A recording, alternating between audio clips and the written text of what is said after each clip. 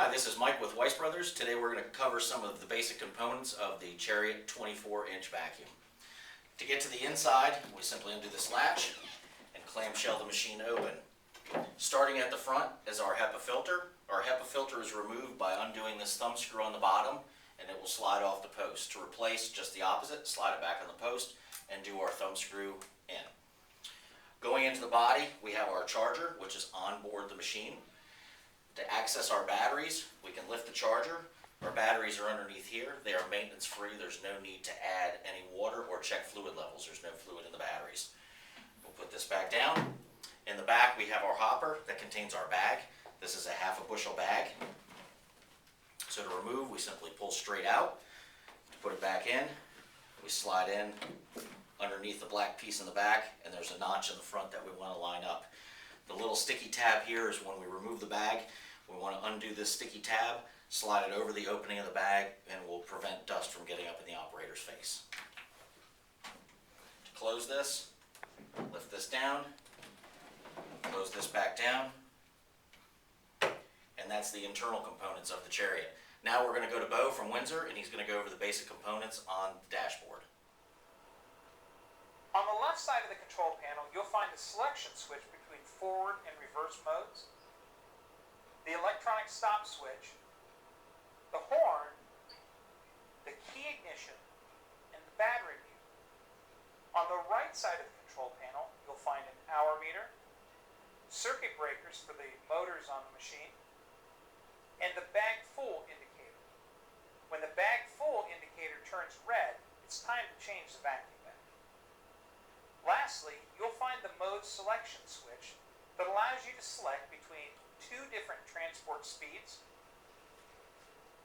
normal vacuuming, deep vacuuming, and off-aisle cleaning. When off-aisle cleaning is selected, the machine will not move in forward or reverse, and the airflow is diverted from the cleaning deck to the off-aisle cleaning point. Hi, I'm Bill with Windsor, here to talk to you today about maintaining your Chariot IVAC ATV 24. A great point of reference at all times is the quick reference cards that are attached to your Chariot ATV 24. There are two cards. There's one that talks about operationally, and the blue card talks about everyday maintenance. Maintenance is a very simple aspect if it is done on a regular basis. I'm going to show you a little bit about how to maintain your brushes initially. To access your brushes for the Chariot, it will be on the right-hand side of the machine. There are a couple different aspects we have to look at maintaining at all times. The first one would be our side broom. Side broom is designed to kick the debris away from the walls and put it in the place of the main brooms. This is an area that we want to, on a daily basis, ensure that we're pulling hair and debris out of the machine. A good point to use would be a brush, a wire broom, anything along those lines that would look to pull the hair out.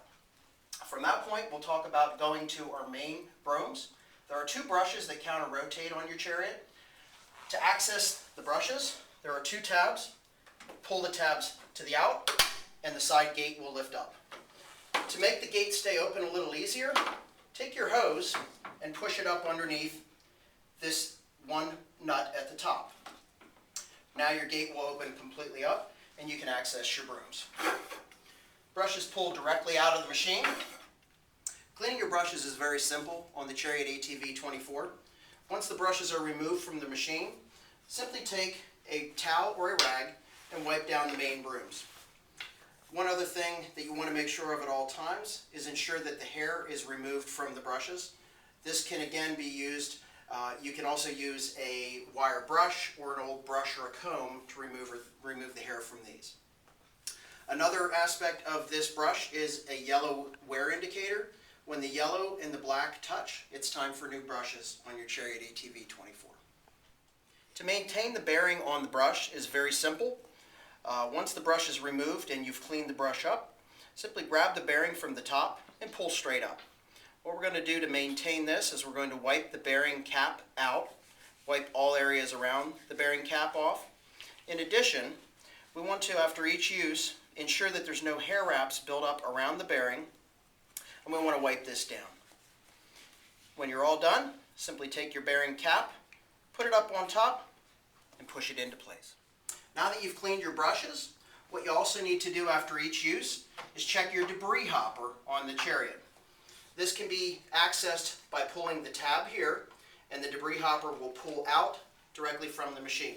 As you can see, you will pick up some heavy debris, which in turn will be vacuumed up into your vacuum bag of the machine. After each use, you will want to remove this tray and dump this debris into a garbage can, or if the debris is very, very fine, you will want to suck the debris up with your off-aisle hose, in turn putting it directly into the vacuum bag.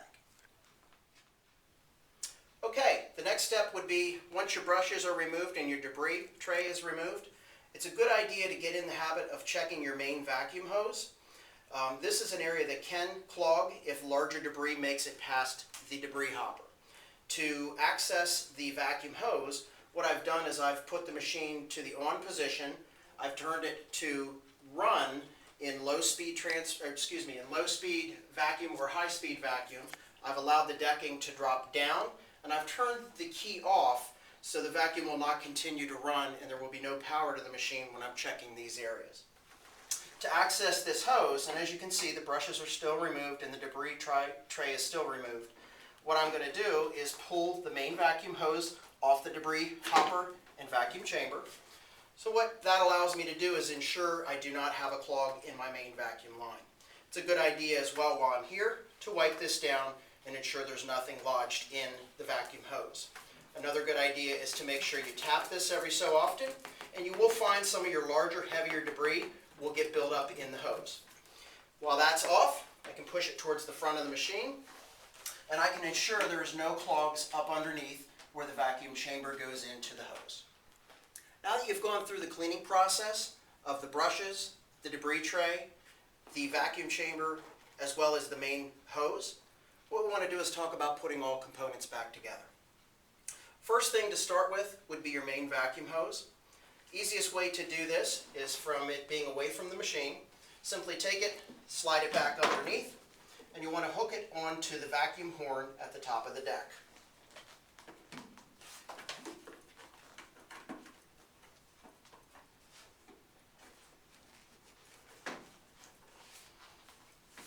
Once that is in place, we can talk about putting our debris hopper in place, as well as our side broom, as well as our main brooms.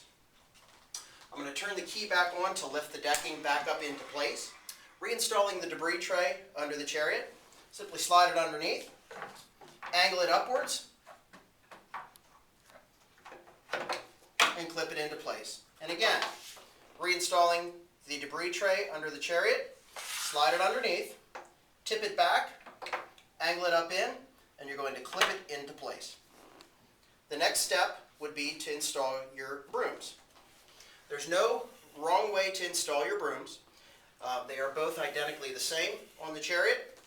It is a good idea to get in the habit of rotating your brooms. You can label one A and one B, or one of the brooms number 1 and one of the brooms number 2.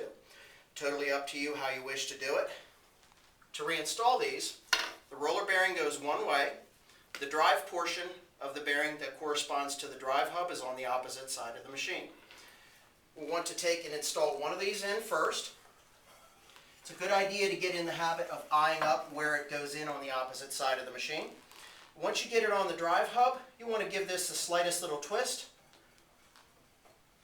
until you hear it clip into place. What we're hearing clip into place on the opposite side of the machine is the drive portion that clips down inside of here. So my main broom is in at the rear.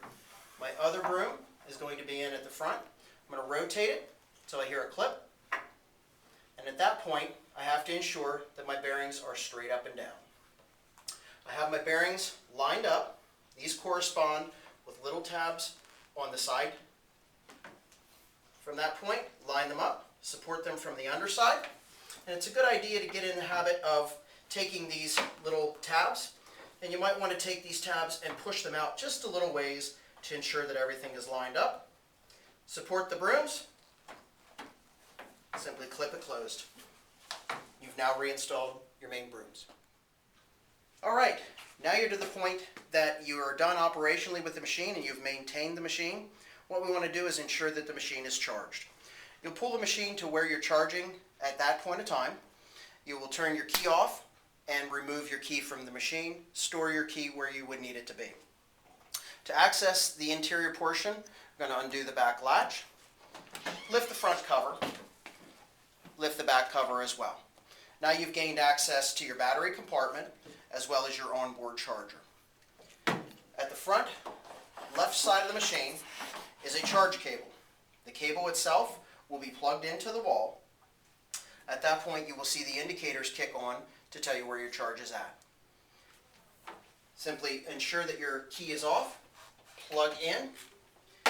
You'll see some different colored lights here for a while, and then you'll kick on to a solid red charge. This red charge may be on for a very short amount of time if the machine is being opportunity charged, or this may be on for up to 6 hours if the machine has reached a full discharge. Once it is done, it will be solid green. At that point, you can undo your charge cable, store it back into the machine. It's a good idea to allow the machine to sit and rest for 20 minutes to a half an hour. This will ensure that any heat that has been generated from the batteries or the charger has ample time to discharge and remove from the machine. At that point, you're back in operation. Go to work. One thing we want to talk about is our emergency brake release. If the machine were to break down in the middle of the hallway, the brake is always engaged on the machine when it's in park, so we have to have the ability to move the machine out of the way until a repair or a charge can be made. What I've done is I've turned the wheel all the way to the left. I'm going to go to the right hand side where you see this silver tab. I'm going to follow it straight up with my hand. You will feel a lever. I'm going to grab the lever and I'm going to pull it straight down. Once I've done that, the machine will move. The brake is disengaged. This is how you would remove the machine in the event that the machine were to break down or lose its charge somewhere within your work area and you need to get it out of the way. To re-engage, we're going to put our hand back up in the same place and we're going to push the lever up. That will re-engage the brake.